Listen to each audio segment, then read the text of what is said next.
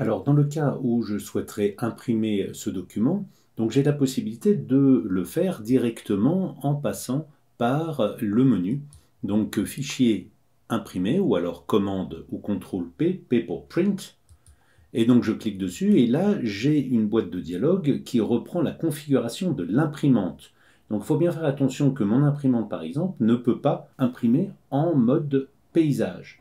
Donc, c'est très énervant de se retrouver dans ces situations où je ne peux pas le faire directement, donc je serai obligé, moi, de retourner en fait mon image dans Photoshop et de la voir dans ce sens-là. Ou alors, je change ici le facteur de zoom et je lui dis, OK, ajuste-toi au support, et là, il va s'ajuster exactement pareil.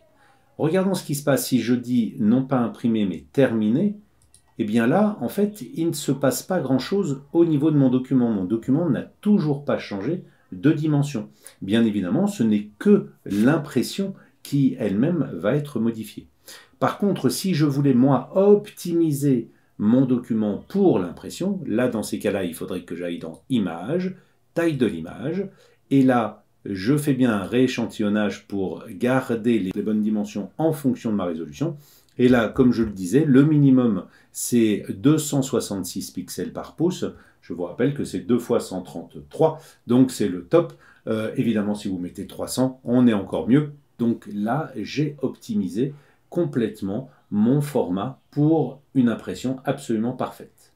Bien entendu, dans cette opération image taille de l'image, ce que l'on fait le plus souvent, c'est qu'on baisse, évidemment, avec la même résolution, on baisse la taille de l'image. Généralement, on n'augmente pas la taille de l'image avec la résolution, puisque, a priori, si on a une image pourrie à la base, eh ben, on va simplement augmenter le nombre de pixels à l'intérieur de l'image pourrie, mais ça ne va pas augmenter la qualité de cette image. Donc ça, il faut vraiment bien le garder en mémoire. Par contre, ici, peut-être que votre webmaster va vous dire « Ok, ben moi je veux quelque chose qui soit en 72 dpi, je garde mon rééchantillonnage pour garder une excellente résolution, et si je dis OK, là, la dimension va évidemment changer, mais la résolution sera absolument parfaite. Par contre, le résultat final sera quelque chose qui aura un poids très léger, et donc qui me permettra d'être mis à l'intérieur d'un site web très facilement avec une très très belle résolution.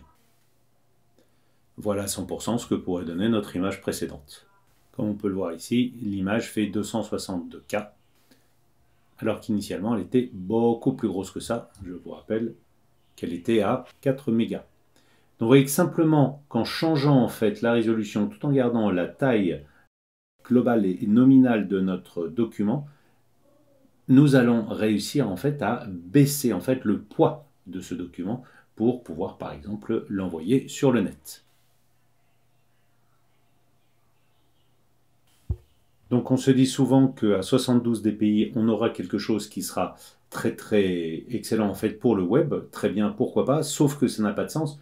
Je répète, ce n'est qu'une question de taille de document qui va lier en fait le résultat obtenu visuellement à une impression sur l'écran. Donc 72 dpi, moi je le fais quasiment jamais. Je mets toujours aux alentours de 100 au moins, si ce n'est 150 dpi, pour garder tout de même un certain nombre de pixels global au niveau de mon document, comme on peut le voir ici. Si je mets 72, voilà, vous voyez que le document change de taille, et donc moi je veux une taille minimale, et 150 me convient assez régulièrement. Je trouve que 72 c'est complètement dépassé, parce que tous nos écrans sont grands maintenant, donc on a besoin d'un minimum de pixels, et là je vois que 960 par 444, ce sera même pas le format d'un 1920 par 1080, donc il faudra d'un 1920 par 1080, oui c'est ça, c'est la Full HD, ou d'un 720, donc 1280-720 pour un HD classique. Donc là vous voyez que c'est très important de ne pas descendre en dessous d'une certaine résolution, non pas pour la résolution en elle-même, mais pour la dimension du document. Voilà.